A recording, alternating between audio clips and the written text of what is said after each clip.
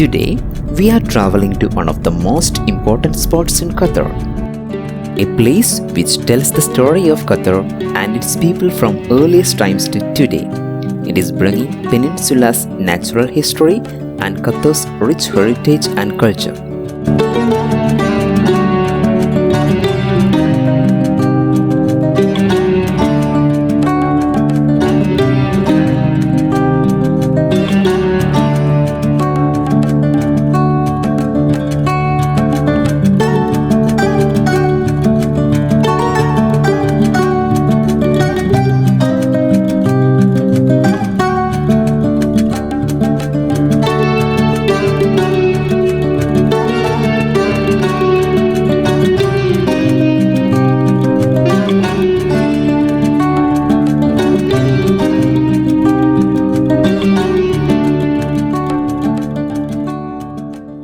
Today, we are visiting Qatar National Museum. The new National Museum of Qatar gives voice to unique story of Qatar and its people from earliest times to today. Designated to both immersive and experiential, visitors can expect to encounter a rich environment to explore.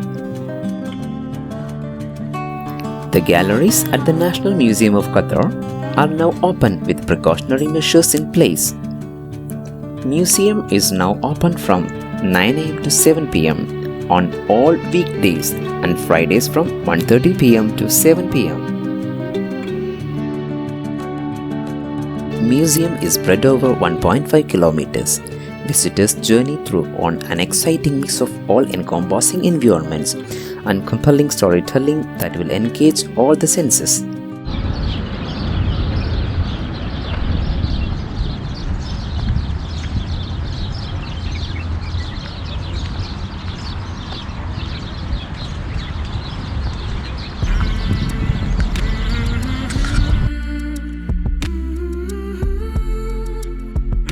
New museum was opened to public on 28 March 2019.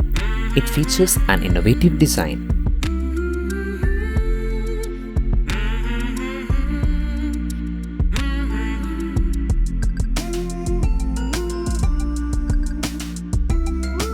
The relationship between the new building and old building is part of creating the bridge between past and present, advocated by Sheikha Al Mayasa, sister of Qatar's ruling Emir Tamim bin Hamad Al Thani.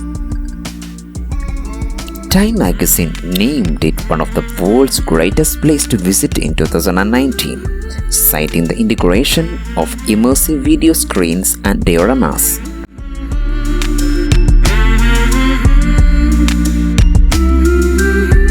Qatar National Museum is designed by French architect Jean Nouvel.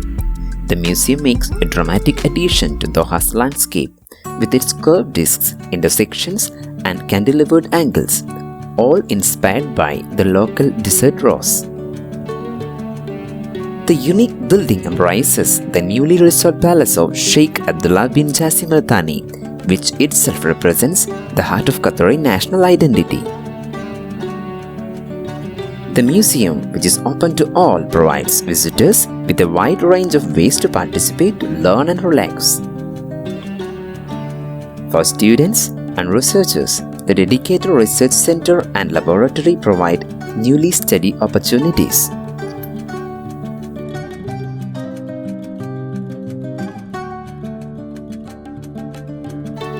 National Museum of Qatar is located at the south end of Doha's Corniche. It will be the first monument visible for travelers arriving from the airport.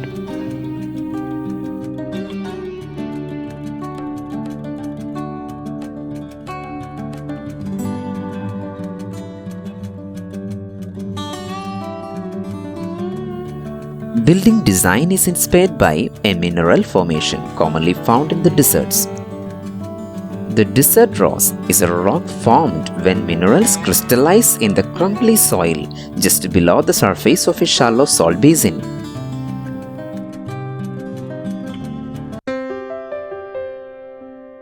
There are two big gifts and souvenir shops located before you enter in the museum.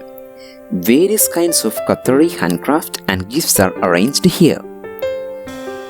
The roofing of these gift shops are something amazing.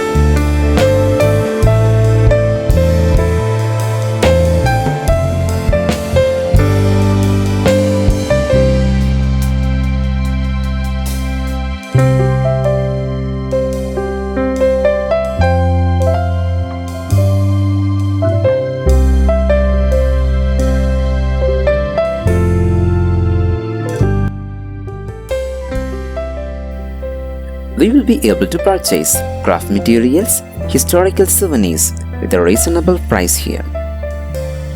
Precious stones and shark tooth are organized here for visitors to purchase.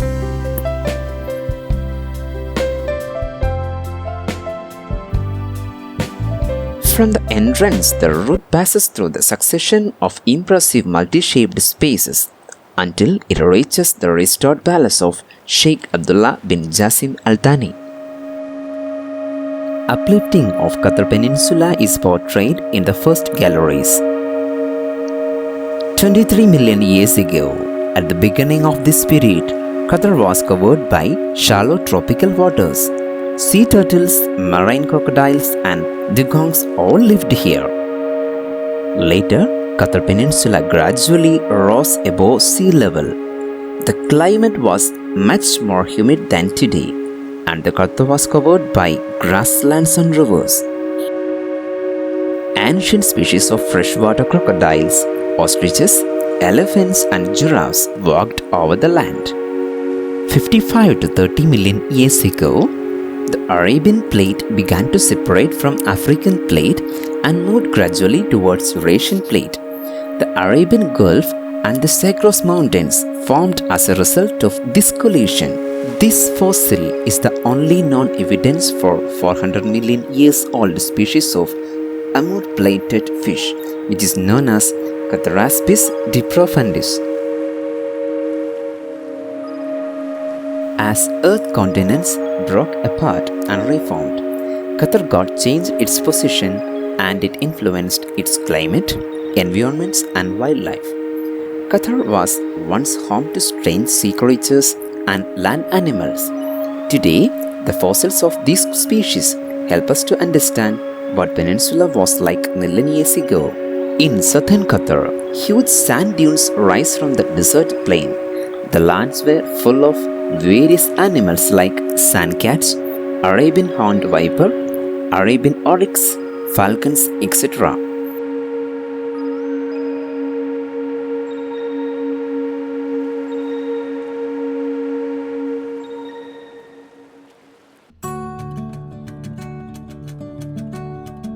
Oryx is Qatar's national animal and extremely well adapted to its environment. They can survive up to 6 months without drinking water. It obtains all the fluid it needs from its diet of leaves and other herbs.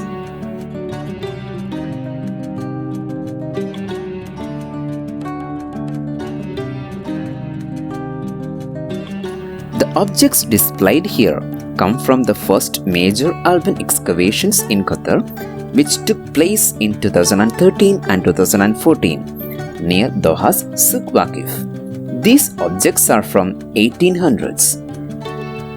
In this early period, Qatar was occupied by a small group of hunters.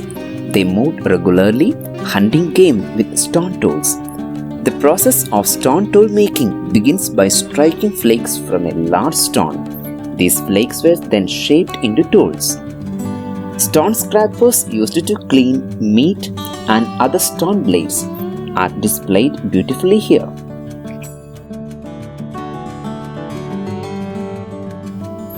Archaeologists have excavated circular stone huts and found evidence for fishing, herding, dye protection. They have also identified traded pottery from regional powers such as the Dilmun civilization and the Kassites of Babylonia. While moving through the galleries, I was unknowingly traveling through cultural scripts of old Qatar.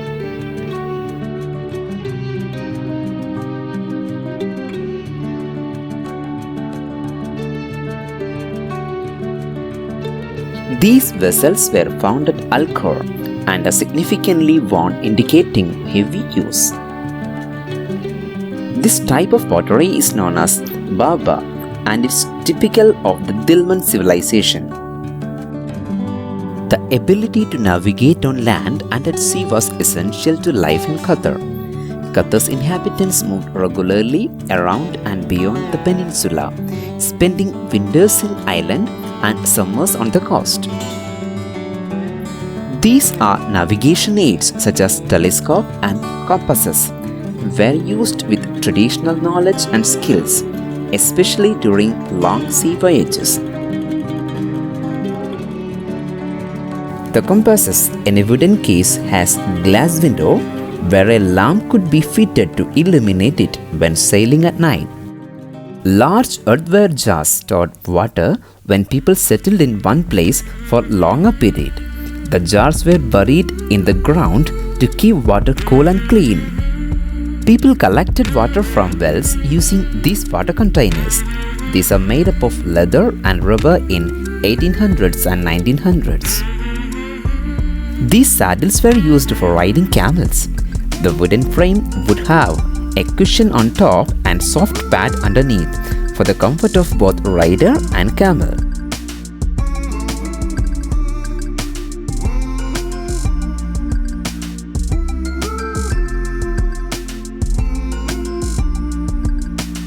In this gallery, it is portrayed the story of tents used by Qataris during nomadic days. These tents are known as Bayt al-Shar, which means the house of hair. It was a complete portable home. The inauguration stadium of 2022 World Cup football is made in the model of these tents, and name of the stadium is also Al Bayt. A video presentation is running on these walls which portrays tent life in Qatar.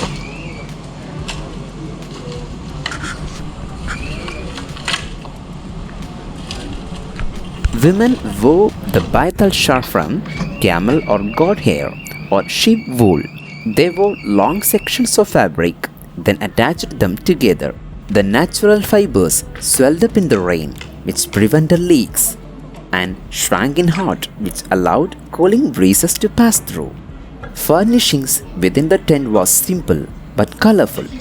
Most were made of woven pieces known as sadu, including rugs, cushions, bags and decorative ribbons. A woven piece called Asharia divided Bayt al-Shar into men's and women's sections. It was the most decorative element at the home. The finely woven side faced men's section. The largest tents were homes to the tribe's leaders. It had 6 poles and several sections. In the tents, a majlis was located on eastern side of the tent and was open at the front. Majlis is a gathering place where men come to hear news, settle disputes, trade and relax. The Majlis embodies traditional Arab values of generosity and hospitality. Coffee was always prepared in the presence of guests as a sign of hospitality. These are equipments used for protecting falcons. Domesticated falcons are placed on a waqar when sleeping and resting. Waqars were perching stands. These are burku or falcon hood, a small piece of soft leather used to cover falcon's head. This keeps bird calm during training or while traveling. Falcons were part of Qatari families. Falconry embodies the the qualities of patience, courage, and respect. Catching falcons and training them is a lengthy process. It is essential that the hood fits the falcon comfortably, otherwise the bird will reject. These are large camel bags used to carry household utensils and other items. These are made of sadhu. Sadhu is a traditional form of weaving.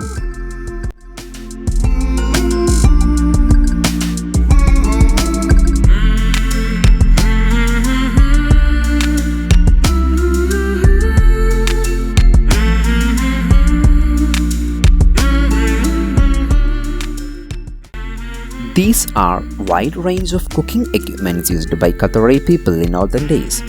Objects displayed here were used to store grains, water, flour, dried fish and other foods.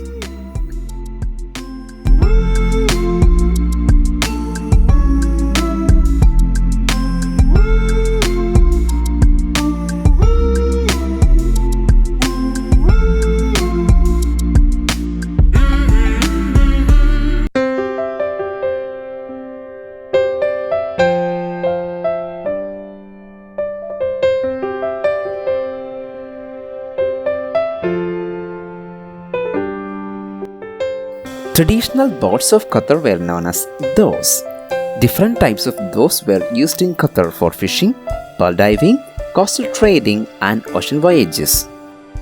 Objects displayed here are pearls and seashells and other coins and currencies used in Qatar. Many different currencies have been used in Qatar over the centuries. Indian rupee is also used here during British colonial rule. Seashells have been used as money. Pearls were particularly used for payment when importing goods. This is pearl carpet of Baroda. It is a rare treasure. It is embroidered with around 1.5 million Baswa pearls. Those were traded through Baswa in Iraq. The carpet is a spectacular expression of the scale and success of the Gulf pearling industry. I felt really proud when I knew that the carpet was commissioned by India's Maharaja of Baroda, Garkar Khandarao, in 1865. It was originally intended as a cover for Tomb of Prophet Muhammad at Medina.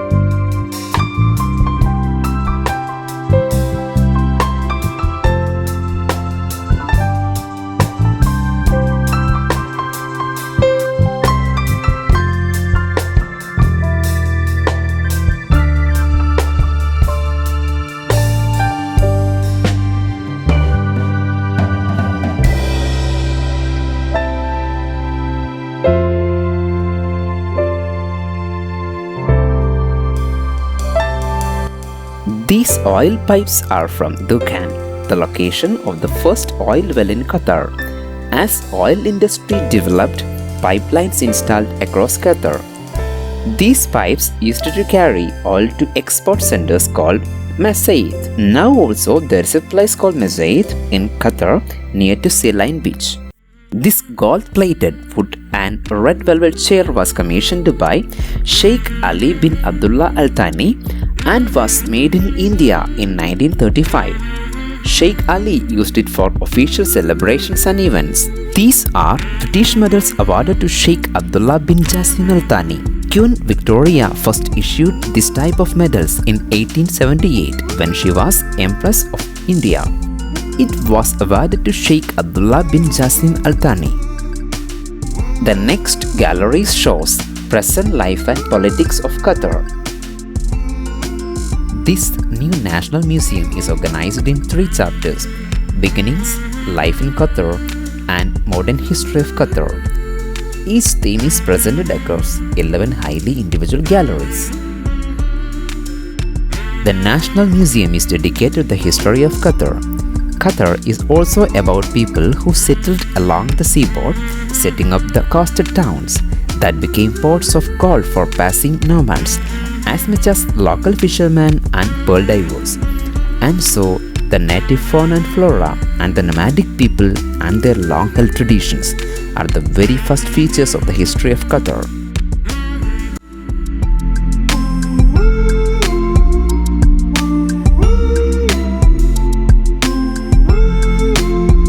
While moving out of this well-designed and beautifully constructed monument, I was thinking about Qatar's rich culture and tradition over the centuries.